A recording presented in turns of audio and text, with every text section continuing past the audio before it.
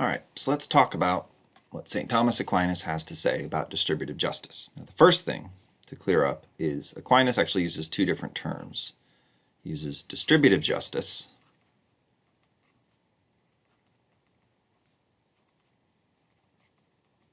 but also something called commutative justice. Sorry for the handwriting. Basically, what's going on here is commutative justice is justice in the sort of economic or financial or commercial transactions between individuals. So like if I sell you some food, you give me money, or you give me some other good that I want in exchange for the food, figuring out the rules about that is commutative justice. Distributive justice is about justice in distributing commonly held things. And over time, commutative justice is just a term that people stopped using as much, but it is also for Aquinas going to be less important. Because for Aquinas, commonly held goods are sort of the default, which we'll get to in talking about his views on private property. So remember how long ago Aquinas lived. And remember what I told you about in that video about Aquinas's historical context. We are living not in a pre-market age. There's always been markets. As long as there, well, not always, but as long as there have been enough people living near each other or near enough to each other or able to interact with each other and producing a variety of goods, there's been markets. There's been them trading those goods. But nothing like the modern marketplace existed in Aquinas's time. This is often described as a pre-capitalist society. And as a result, a lot of what Aquinas is going to have to say about private property is going to sound strange to our ears. But I don't want you to approach it as his views being outdated or outmoded. They definitely are old.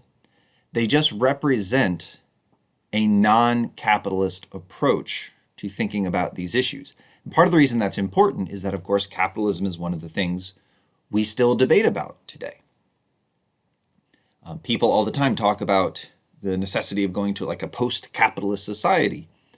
People talk about us being in late capitalism, suggesting that capitalism is about to fall. Whether or not a post-capitalist society is likely, whether it's likely anytime soon, those are separate questions.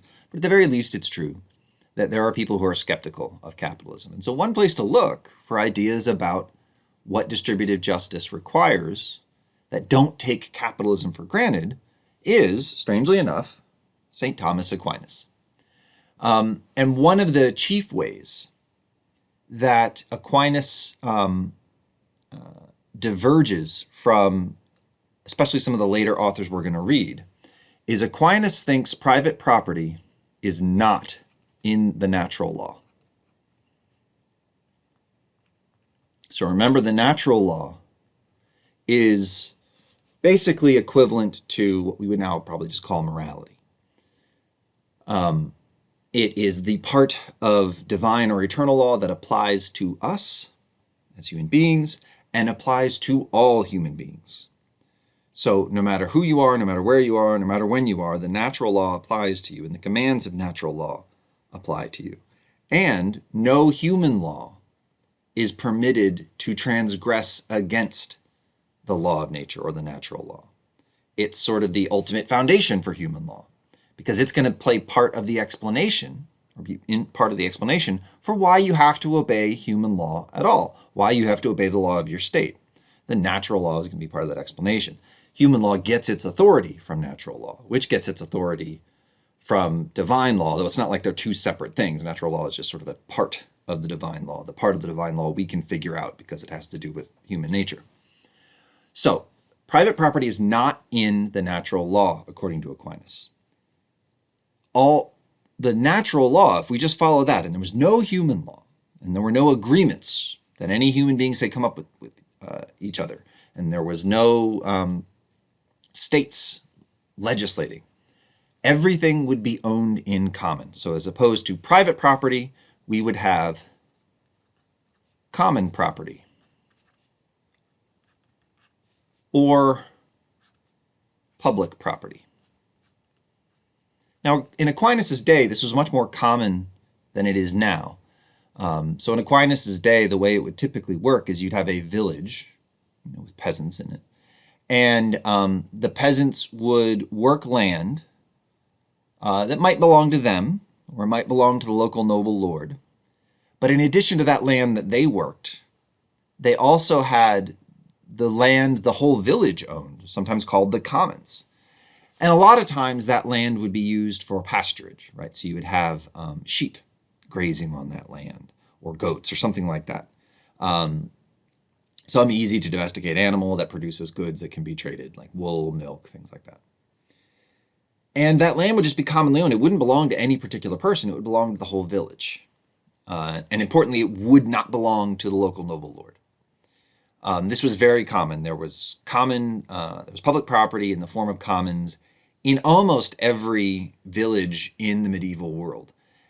Now, over time, this went away at different times in different places. So by like the 1600s, the commons were basically gone in England.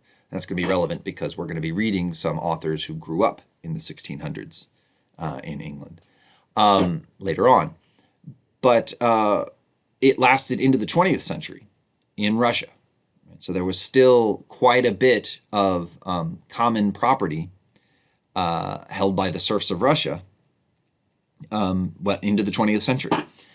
And so what Aquinas is saying is that if all we had to go on was the natural law, the natural law would just say everything's owned in common. Why? Because God created everything on the earth for human beings, but not for us as individuals, for us as a whole species, as a whole people. It's there to be used by all of us. And so the natural situation is one where we would just all own it together. Now, Aquinas is not going to say, however, that private property is a violation of the natural law. It's just the natural law doesn't command private property. Or another way of putting it is, if you lived in a country that didn't have any private property, that would not violate the natural law. However, it also doesn't violate the law if your country does have private property. And Aquinas thinks, and here he's following earlier thinkers, particularly Aristotle, Aquinas thinks there's really good reasons to have private property. Okay, so why is private property good, according to Aquinas? Now, the first thing to realize is this is something you have to make a positive argument for. Like I said, private property is not part of the natural law. Morality does not command that we have a private property system. Which means, implicitly, that there are going to be some situations, Aquinas thinks, where you just shouldn't have private property. We'll get to why that might be in a minute. But it's also allowed for a country or society to have it. And Aquinas thinks, in general, it's a good idea to have it. But he distinguishes two questions when it comes to private property. He talks about its use, and he talks about procurement and dispensation.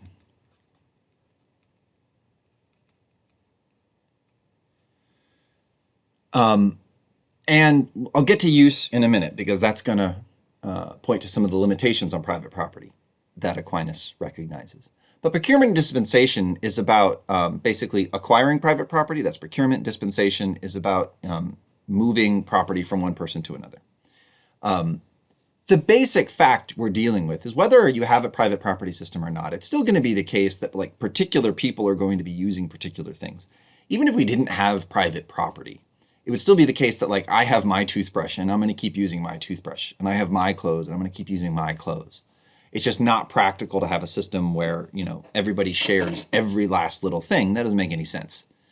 There's going to be some things that I use that you don't use. And there's a lot of reasons for that. One, it might just be like a hassle to have to like go to some central warehouse to get our clothes in the morning because like what are we wearing to go get them? Much easier to keep them in our house. And if we're keeping them in our house, why are other people coming in, right? And it's going to be useful for us to have our own house, a place we can sleep, right? Even if we sleep together, keep your clothes in your bunk, right? If we're living in some kind of dormitory situation. So there's always going to be some people having some things. Sometimes this is called personal property as opposed to private property. So I'll write that term up here. No matter what, and this is going to be an important thing to keep in mind throughout the course, no matter what system you have, there's going to be personal property. There's going to be stuff that you have, like especially the stuff like you just have on you. But also just think about sort of contemporary ways we have of having common property. Probably the most prominent recently is something like a ride sharing program where you sign up and that gives you a right to use cars that the ride sharing company owns. Now, the cars are the private property of the ride sharing company. But you could imagine a situation in which you got together with a bunch of people, like 100 people, and you all had cars and you decide to, or, some of you have cars anyway, and you decide to make it so that they're all commonly owned by the group. And you work it out the same way a ride sharing program would, right? You enter your name and sometimes when you need the cars and you get one of the cars that are free at that time. Nonetheless, while you're in the car, you're the one who gets to decide what happens with the car, right? There's times you get to use it. Even if everything worked that way, even if everything worked where everything was ultimately shared or owned by the group, it would still be the case that particular things would have to be available for use by particular people. So there's always going to be personal property. Deciding who gets what at what time is what dispensation is about. And what Aquinas thinks is that when it comes to procurement, like getting stuff to be owned, and dispensation, transferring objects from one person to another, private property just works better. One reason is what he calls an incentive to procure. This is especially important when it comes to creating. So one of the things to keep in mind when we talk about private property is some private property is in natural objects, right? Like apples from apple trees, land, water, things like that. But plenty of things that we own are things that somebody made. Somebody had to make them. I have right now in the room I'm sitting in a whole bunch of books on bookshelves. The bookshelves had to be made. The books had to be made.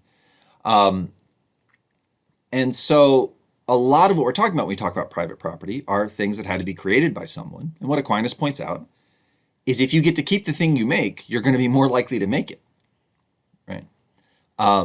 Like imagine a situation where you're making clothes and the clothes go to the group and then everybody in the group shares the clothes, but there are people in the group who aren't making any clothes at all. In fact, aren't making anything. You might not be interested in making the clothes because you put in so much work, but you barely get to use the things you make.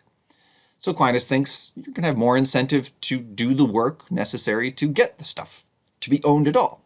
Right? Another reason is that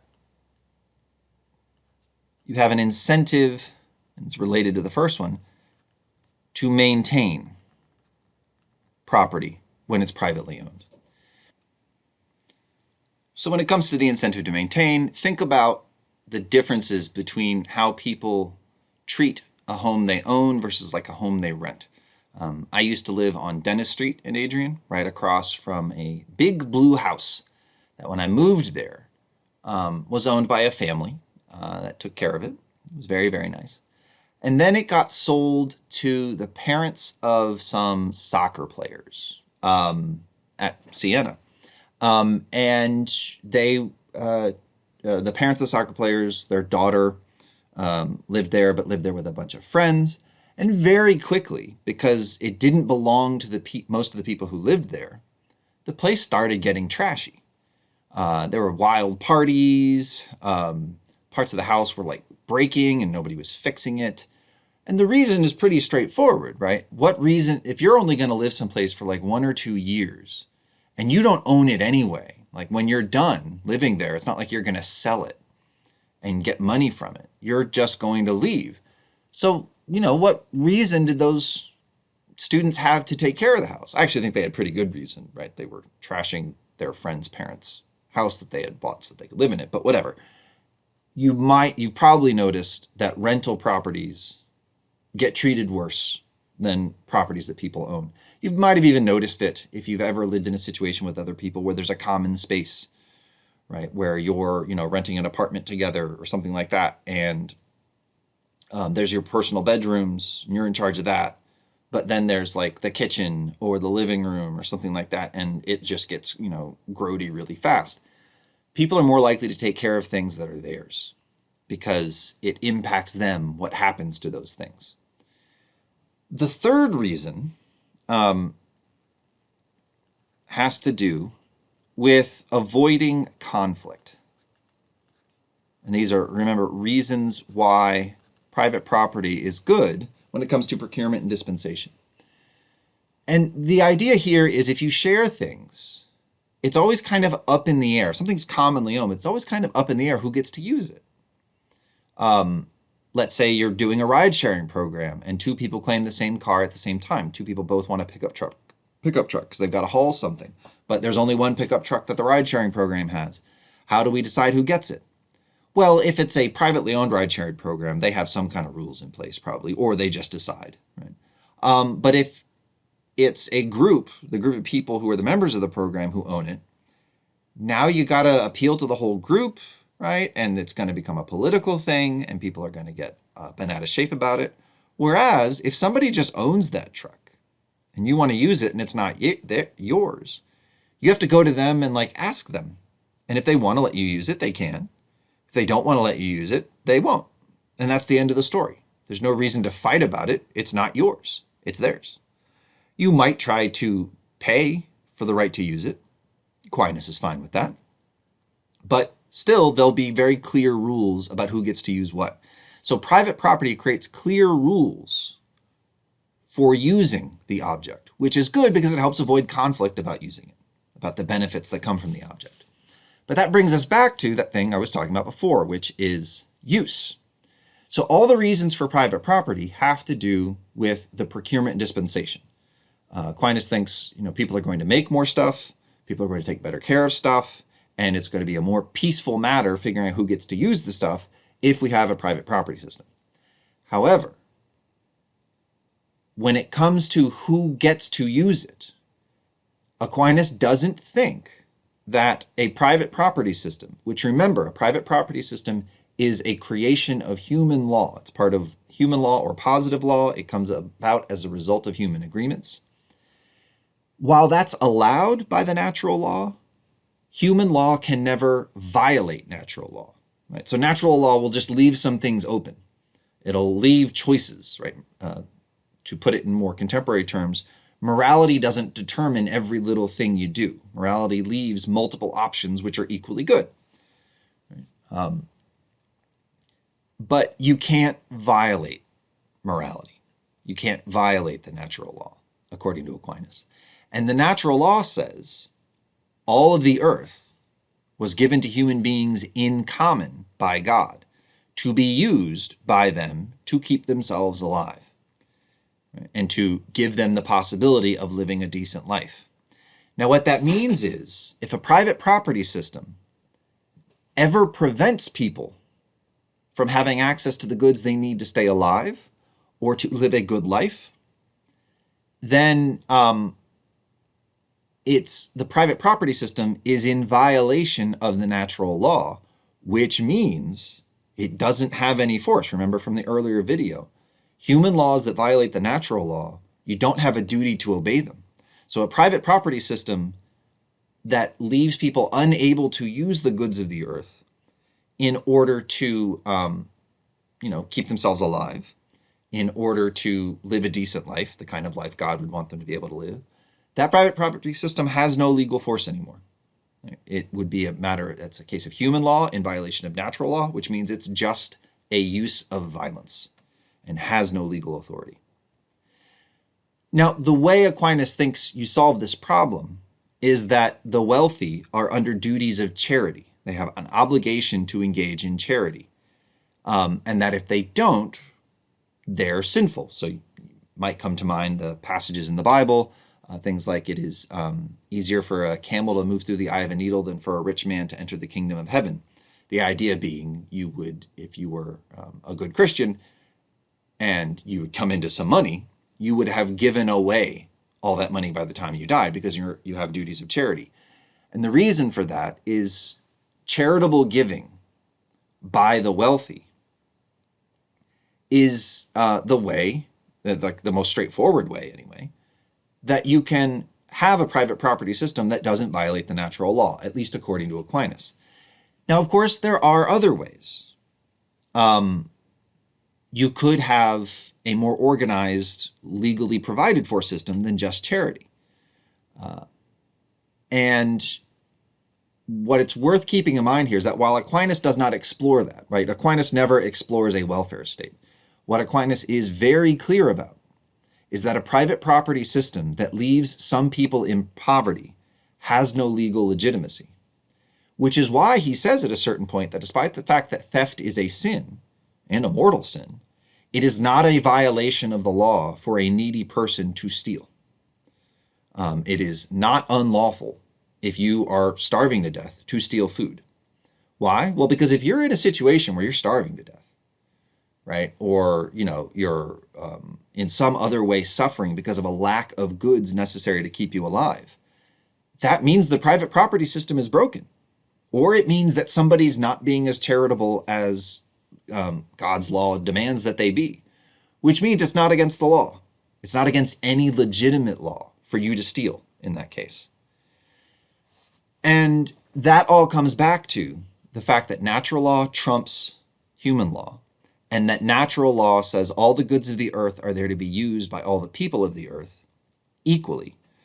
In the parts of the reading where he's discussing justice directly, he makes very, very clear that the fundamental nature of justice is equality. Now, he doesn't think equality means everybody has the same amount of stuff. But he thinks every time you can find a case where something is just, it's going to be because in some way equality is being recognized and respected. Every time something is unjust, it's because in some way equality is being disrespected or violated. The way in which we're talking about it here is everyone has an equal right to use the goods of the earth to keep themselves alive, to keep themselves healthy, to allow themselves to live a good life. And so a private property system that doesn't give people that is one that is not respecting that equal right we all have, and so is illegitimate. And this is, I hope it's clear, a view on private property that while it was developed, 1,000 years ago almost, is one you can apply today, right? You can take a look at different systems, different social systems, legal systems, political systems, and ask yourself, how likely are people to be poor in that system? And how poor do they get? That is going to reflect on the legitimacy of the private property system that society has in place. To give some examples, the United States has way, way, way less poverty than lots of other countries, even some countries that we think of as economic powerhouses like China. There's a lot more poverty in China than there is in the United States. However, there's also a lot more poverty in the United States than there are in countries like Germany or Sweden or Norway. Why is that? Well, there's at least some good reason to think that these differences are the result of choices those countries have made about their legal, political, and economic systems. And what Aquinas would say is you judge a private property system by looking at how well it does at securing these goods here, right? The incentive to create, the incentive to maintain, the avoidance of conflict when it comes to determining who uses what, but also how good a job it does at respecting the equal right of use. Not complete equality, not like everybody who wants something has an equal right to it, but a sort of equal minimum. There's a minimum level below which nobody is allowed by natural law to fall. And any system that violates that, any system that allows people to fall below that level, is thereby in violation of natural law, has no moral force. And so that is one of the tests you use to decide whether a private property regime is legitimate. And Aquinas is very clear that it can sometimes fail to be legitimate. We're going to finish up this video with discussing a little bit about something called just price. All right, so towards the end of the section of the reading where he's talking about distributive justice, Aquinas considers two questions. Is it a sin to sell something for more than it's worth? And is it a sin to sell something for more than you paid for it? And the idea behind the first question, right, which is it a sin to sell something for more than it's worth, is that objects have an objective value, an appropriate price, and that it's wrong to sell for less or more than that price. It's probably not wrong to sell for less than that price, because that would just be a version of charity, but it's definitely wrong to sell for more than that price. This is what's called just price. It was a very common idea. It's not a very common idea anymore.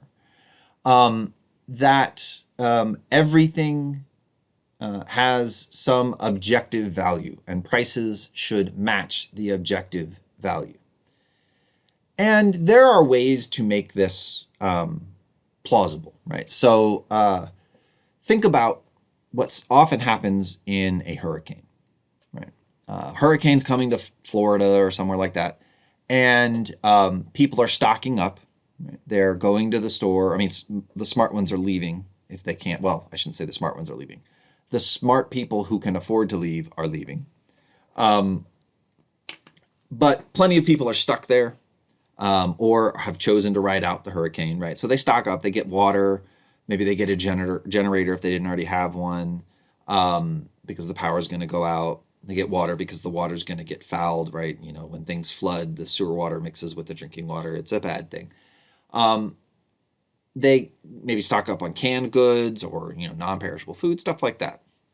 And oftentimes what happens in those situations is that the stores that sell the things that people want will increase the prices of those objects, of those goods, because they know people are desperate.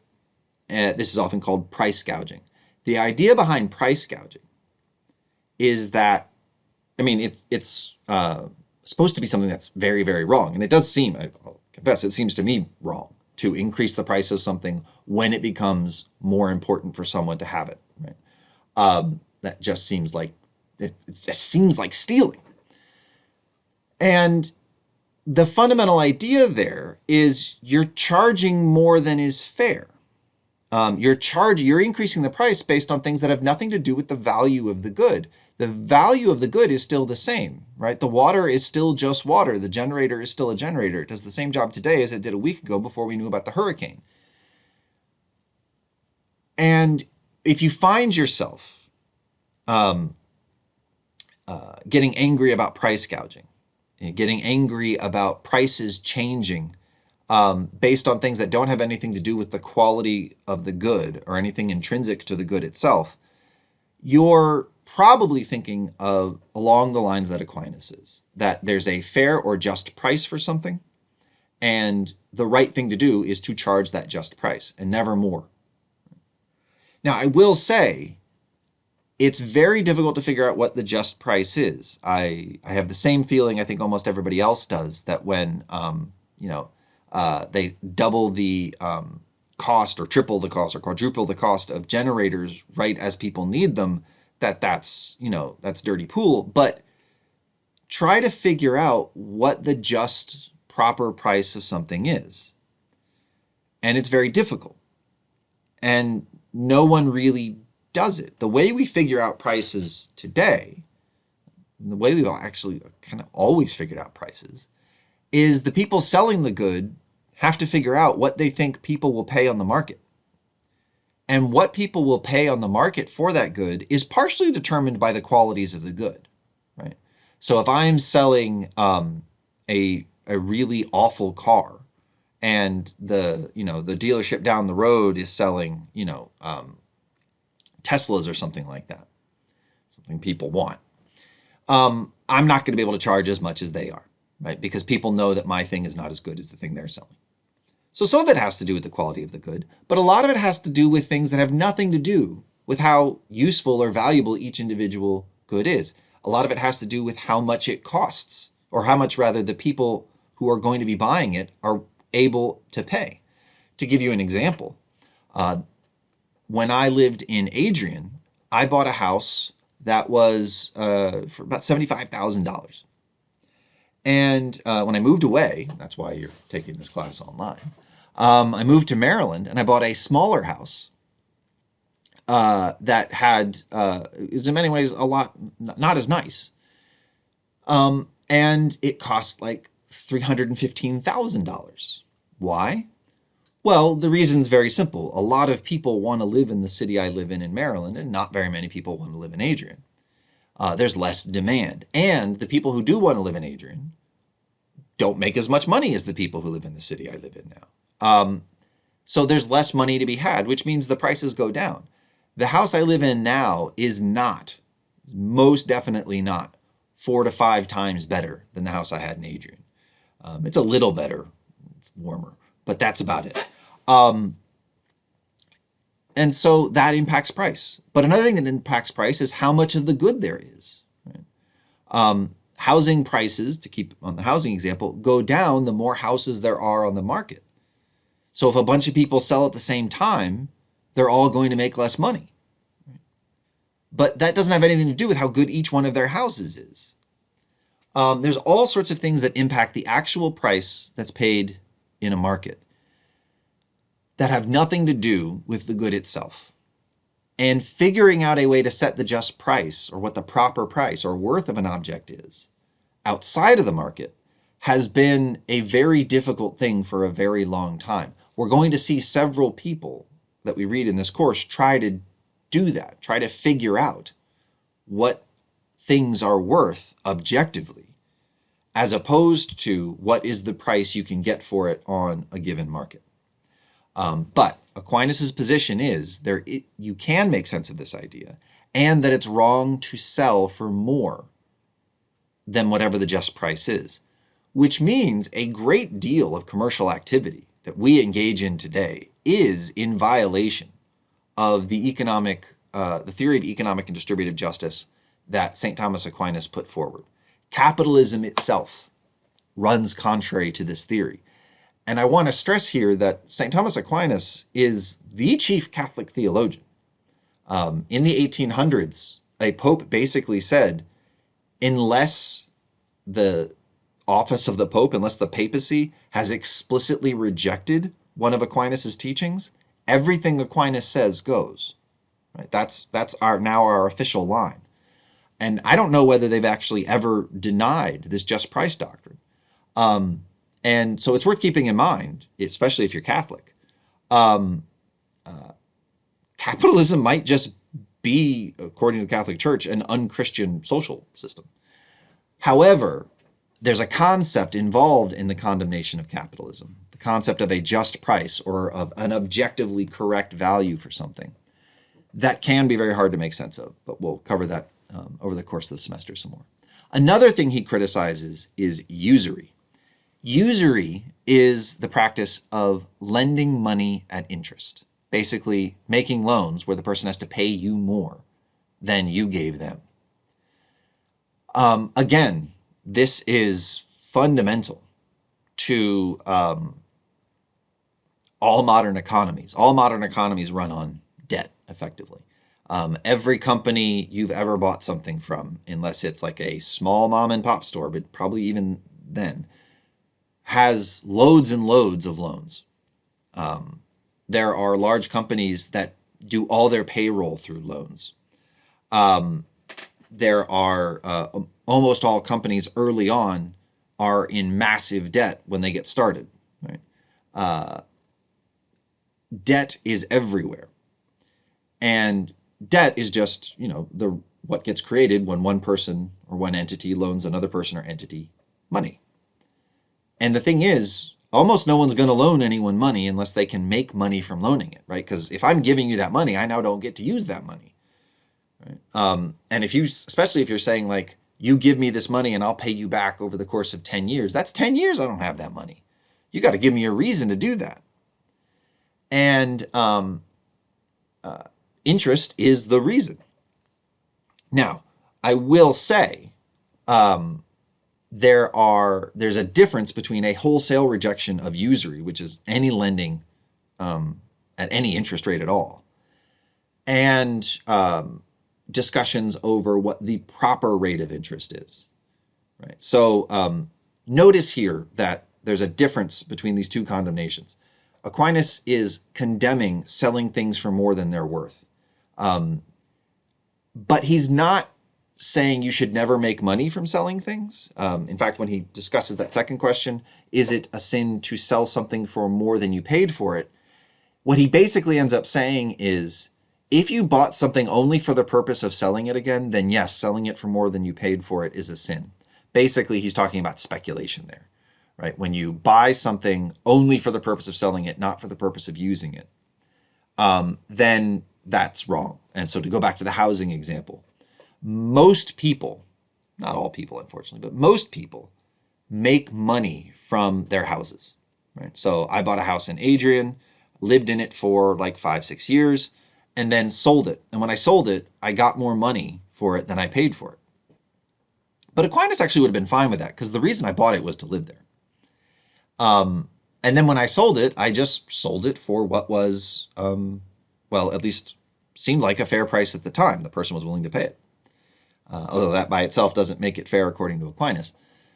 But Aquinas thinks if you sell something for more than you paid for it, but that's just because, you know, somehow it went up in value over time, that's fine. But if you're the kind of person who buys houses just to hold on to them for a while to benefit from the increase in price that comes from just holding on to it, but you never use it, Aquinas thinks that's a problem. But notice there, he's not actually saying every time you sell something and get a profit for it, you're doing something wrong. He's saying excessive profits. He's saying certain kinds of commercial or mercantile activity, like speculation, are always wrong, but not all commercial activity. With usury, he is kind of saying it's always wrong. Whereas modern discussions about the morality of lending have to do with not whether at any kind of interest is wrong, because very few people think that, but whether certain kinds of extreme levels of interest are wrong. So most people think like the interest rates that banks charge for mortgages, or at least for standard, you know, non-variable rate mortgages, which, you know, aren't not that high, right? Right now they'd be less than 5% for a lot of people. Most people think, well, that's fine. Or the interest on your car loans, that's fine. I mean, after all, they're giving you for a car loan like $20,000, and you know, they have to have some reason to give you that money, right? If you pay them back over the course of 10 years or whatever, you know, your loan is for, probably not 10 years, but if you pay them back, they're actually worse off, because if you just pay them back the amount that you borrowed, they're worse off because they spent that 5 to 10 years without that money. So you got to give them some reason to do it. And almost everybody's okay with that. But then there are payday lenders where you get money, you take out a loan because you need money before you get paid again, and you don't have enough to cover whatever you need, right? Like you need repairs for your house or your car. And some of them charge just absurd interest rates, like 70% interest, something like that. Most people think that's wrong. But Aquinas has an argument that any interest rate is wrong. And the argument is basically this: when you lend someone money, and you do it for interest, you do it with interest, you're essentially making them pay twice, because they have to pay you back the money you gave them, and then they have to pay more money on top of it. But he thinks that's not fair, and he compares it to lending out goods, right? So I don't know what. So let's say I wanted to lend you, or you wanted to borrow my phone. You're like, I need your phone for today. And I might be like, okay, I give you the phone, you have to give it to me back, but you also have to give me $10, or, you know, I don't know, some amount of money. Aquinas says that's actually fine, because there's actually two things I'm giving you when I give you the phone. I'm giving you the phone itself, and I'm giving you all the stuff you're going to do with the phone. And giving me the phone back is paying me back for one of those things. And then giving me the money is paying me back for the other thing. So when I lend you a good like a phone, or an object like a phone, I'm actually giving you two things. So making two different charges is fine. But Aquinas thinks when I lend you money, money's not a thing separate from the use of it. It's not that I'm lending you the money and I'm lending you the uses of the money.